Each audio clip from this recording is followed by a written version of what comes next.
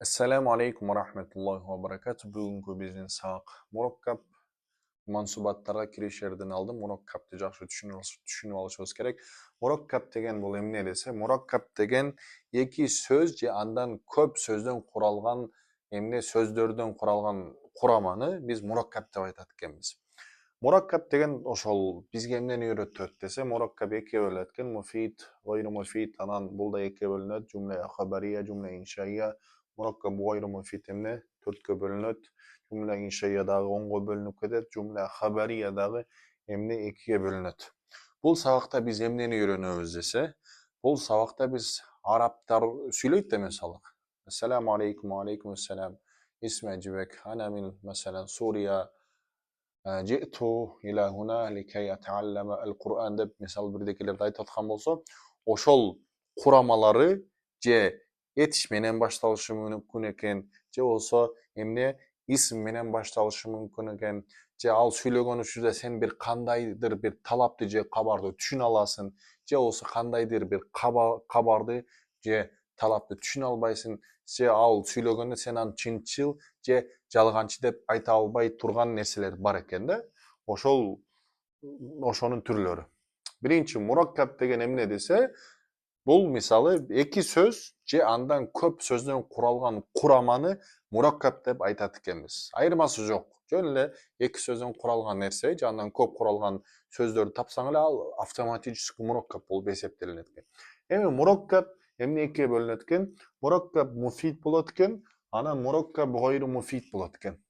Мураккаб муфид, мураккаб деген курама, муфид деген сен аны мисалы сага бирөө бирдеке айтты, сен аны угуп туруп токтогондо, сен ошол сүйлөгөндөн кандайдыр бир кабарды дегенде мисалы Зайд келди десе, эмне? Бир кабарды үчүн Зайд келиптир да деп мисалычы. Зайд олтурат десе, яжлису Зайдин десе, Зайд олтурат десе, сен бир кандайдыр кабарды уже түшүнүп атасың. Уже бул эмне? Мураккаб муфид болуп калат. Же бир талапты түшүнөсүң. Мисалы, кыл десе, эмне талап кылып атат. Кылба десе, эмне сен талап кылып атат да бирдекенчи. Ошол мураккаб муфид деген кандайдыр бир талапты же бир кандайдыр бир кабарды түшүнгөн болсоң, бир араб келип сага бир сүйлөгөн болсо, ал эмне мураккаб муфид болот экен. Мураккаб муфидти башка сөз менен айтканда жумла деп атайт экен, же болбосо калам деп атайт экен дейт. Эми ошол мураккаб гайру муфид канчага бөлүнөт десе, экиге бөлүнөт экен. Жумла хабария, анан жумла иншаия болуп экиге бөлүнөт экен. Жумла хабария деген эмне десе, мисалы бирөө сага сүйлөдү, сен аны укканда аны чынчыл же жалганчы деп айта алган болсоң, анда ал жумла хабария болуп эсептелинет экен. Мисалы, мен сизге айтып атам, Иранда согуш болуп жатат десем, сиз мени чынчыл же жалганчы деп айта аласыз да. Чын эле Иранда мисалы кабарларда турат. Иран менен Америка согушуп атат, Израиль согушуп атат деген кабарлар. Сен туура эле айтып атасың депчи. Мисалы мен олтурам дагы 10 күндөн кийин кар жаайт десем, мисалычы Египетте. Египетте мисалы кар жаабайт. Сиз мени уже сен жалганчысың деп айта аласыз да.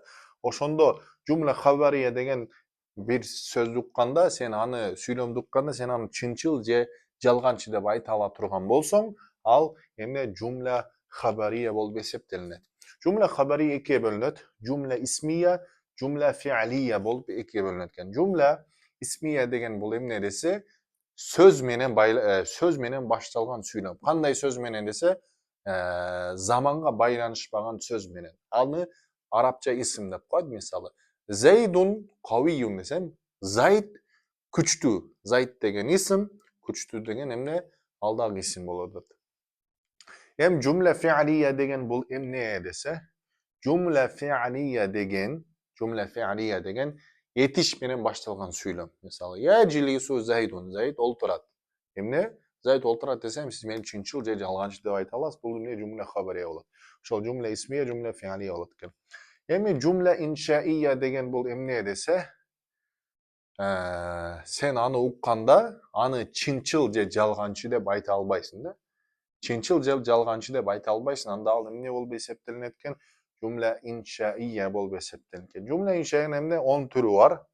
Биринчиси буйрук берсе, мен сага, эй, Мысалы, пәләнче, ручканы ал деп бұйрық берсем, аны сіз чынчыл деп, жалғанчы деп айта аласыз ба? Айта албайсыз. Значит, бұл эмне экен? Жумла иншая. Мисал, тыйса, суды içпе десем, мен сизгечи, суды içпе. Ей бала, суды içпе десем, сиз мысалы мени укканда, мени чынчыл же жалганчы деп айта албайсыз да. Анткени просто мүмкүн эмес. Аны менейбиз, аны жумла иншая деп атап коет экенбиз.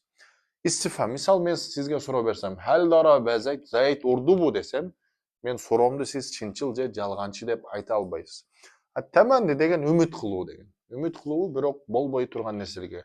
Мисалы, сиздин колуңуз мисалы авария болуп үзүлүп кетти. Колуңуз жок деп эле эстетиңиз.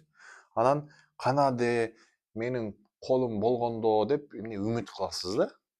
Бирок ошо үмүт кылсаңыз, мен сизди чынчыл же жалганчы деп айта албайм. Ошону эмне экен? Жумла иншая деп коет экен. 5-инчи таражи. Таражи деген бул эле үмүт кылуу, бирок эмне боло турган нерсе үмүт кылуу. Мисалы, олтурасыздагы канаде ушул документтерим бүтүп кетсе депчи. Мисалы, үй документтери эмне? Бирок үмүт кыласыз, ошол нерсе болуп кетет да. Мисалы, бир 10 күн, 15 күндөчү ошол үмүт кылганыңызды мен сизди чынчыл же жалганчы деп айта албайм. Анан укут деген бул баягы акт. Мисалы, экөөбүз бирдекени чечип алабыз. Мен сага саттым, сен менден алдым депчи. Мисалы, договор деп коелу. Ошонун дагы чынчыл же жалганчы деп айта албайсыз. Мисалы, мен сага саттым десем, сиз сатып алдым десеңиз, экөөбүз эч ким чынчыл же жалганчы деп айта албайт. Нида десе, мисалы, сиз бирөөнү чакырсаңыз, эй, паланчы, эй, эркек деп чакырсаңыз, сизди эч ким чынчыл же жалганчы деп айта албайт. Аны жумла иншая деп коет. Анан арт деген болсоңуз, сунуш. Досум, чайдан ичпейсиңби десе, досум, чайдан ичпейсиңби, тамактан албайсыңбы деп мен сизге бирдекени сунуш кылган болсом, сиз мени чынчыл же жалганчы деп айта албайсыз да, туурабы? Ошол эмне? Ошол нерсени араб тилинде жумла иншая деп коет экен. Касам, мисалы, бирөө касам ичип атса, валлахи биллахи таллахи. Валлахи мен Зайтты пачагын чыгарам. Валлахи мен Зайтты урам деп бирөө айта турган болсо, сиз аны эмне? Чынчыл же жалганчы деп айта албайсыз. Ошону жумла иншая деп коет. Акырсы ат-таажуб, мисалы, олтурасыздагы, мисалы, мен могул жерде 500 килограмм көтөрүп салсам, деп мисалы таң каласыз да, сизчи? Таң калуу. Таажуб деген таң калуу. Сиз таң калганыңызды эч ким чынчыл же жалганчы деп айта албайт. Ошондуктан ал жумла иншая деп аталат экен. Ар бирине мен ондон кийин мисалдарын жазып, ар бирин түшүндүрүп берем. Мураккаб гайру муфид деген бул эмне десе, мураккаб гайру муфид, сен аны укканда андан бир кабарды же бир эмне талапты түшүнө албайт экенсиң. Мураккаб гайру муфид деген кандайдыр бир талапты же кабарды түшүнө албасаң, ал эмне деп аталат экен? Мураккаб гайру муфид. Мураккаб гайру муфид 4кө бөлүнөт. Мураккаб идофи болот. Идофи деген мисалы бир нерсени бир нерсеге таандык кылуу десем. Мисалы, Зайттин китеби. Мисалы, қалам десе, қаламу Зайдин десеңиз, Зайттин китеби. Эле Зайттин китеби десе, сиз андан кабар же болбосо иштеги талапты түшүнө албайсыз да. Мураккаб адади. Адади деген ошол сандардан куралган эме курама. Мисалы, 12, 15, 11, 12, 13 десем, сиз менден эч кандай бир кабарды же талапты түшүнө албайсыз. Мураккаб таусифи десем, мураккаб таусифи деген сыпаттоочу сүйлөм деген да. Мисалы, ражулун хасанун десем, жакшы киши десем, бул жерде неме? Мураккаб тавсифи деген, мисалы, ражулун деген белгисиз, хасан деген дагы эмне? Белгисиз. Экөө тең накира болуп келип атат. Любой эле эркек да, жөн эркек жакшы десем, сиз мени эч бир кандай кабарды же болбосо талап түшүнө албайсыз да. Ана мураккаб сарф деген бул эмне десе, эки сөздөн бир сөз куралат дагы.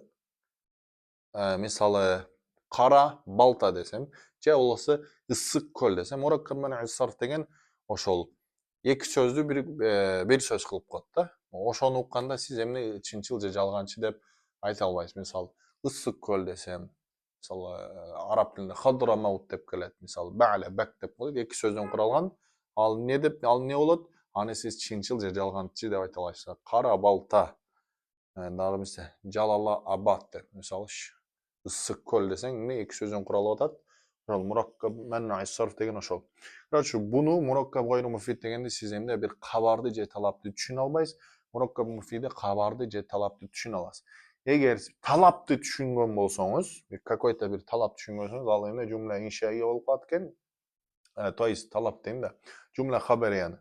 Бир кабарды түшүнсөңүз, ал жумла хабария болуп калат экен. Экинчиси эмне экен? Жумла иншаия болот экен. Азыр могуну бүткөндөн кийин мен сиздерге ар бирин сызып, ар бирин жакшы түшүндүрүп берем. Андан кийин иншалла мансубаттарга киришебиз. Ушу менен мураккаб сабагы бүттү. Аллаху а'ламу бис-саваб.